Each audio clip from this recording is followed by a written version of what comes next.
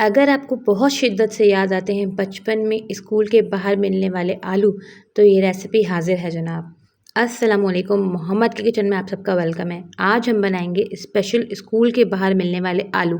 ये सिर्फ आलू नहीं, हमारे बचपन की यादें हैं, हमारी बचपन की खूबसूरत यादें। चलिए जी, झटपट रेसिपी स्टार्ट करते हैं। पहले हम पानी ले लेंगे, उसमें आलू मैंने छील के डाल लिए, अभी मैंने कट नहीं किए हैं।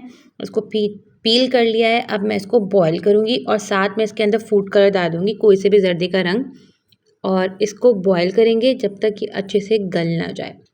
जब हमारे आलू अच्छे से बॉईल हो जाएँ तो हम इसको 4 पीसेस में कट कर लेंगे। मैंने ज़्यादा बड़े साइज़ के आलू नहीं लिए थे, मैंने दरमियानी साइज़ के लिए थे, तो मैं इसके 4 टुकड़े कर रही हूँ। आप अगर आपके बड़े आलू हों तो आप उसी हिसाब से उसके पीसेस कर लीजिएगा, और अगर छोटे आलू हों तो उसके 2 पीसेस कर लीजिएगा। मैंने अच्छे से आलूओं को काट लिया है। अब हम इसके आगे फर्दर रेसिपी की तरफ चलते हैं। इसमें हम बघार के लिए लेंगे कड़ी पत्ते, राई, ज़ीरा और अदरक लहसुन का पेस्ट। फिर हम इसमें लेंगे ऑयल, इमली का पल्प, और हम लेंगे इसमें मिर्चें, कश्मीरी लाल मिर्च, नमक, फूड कलर, गरम मसाला, पिसा हुआ ज़ीरा और हल्दी। ये इसके मसाले हैं।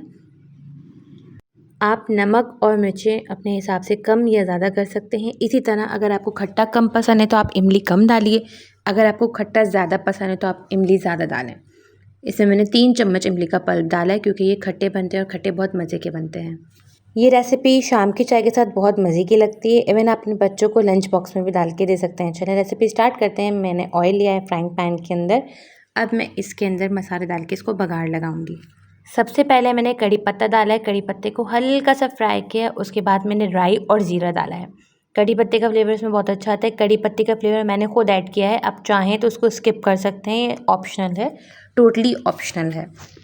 फ्राई कड़ी पत्ते की खुशबू बहुत अच्छी आती है इन आलूओं के अंदर। जैसे ही हमारे कड़ी पत्ता और हमारा सब मसाला अच्छे से फ्राई हो जाए, राई फ्राई हो जाए, ज़ीरा फ्राई हो जाए, तो हम इसमें अदरक लहसुन का पेस्ट डालेंगे। ये तकरीबन मैंने 1 चम्मच के बराबर डाला है, और डाल के इसको अच्छे से भूनेंगे ताकि अदरक लहसुन की मसाले की कच्चे मसाले की स्मेल ख़त्म हो जाए। बाकी मैं इसके अंदर सारे मसाले एक साथ डालूँगी, इमली का पल्प और वो सारे मसाले जो मैंने आपको बताए थे वो सब डाल के इसको अच्छे से मिक्स करूँगी।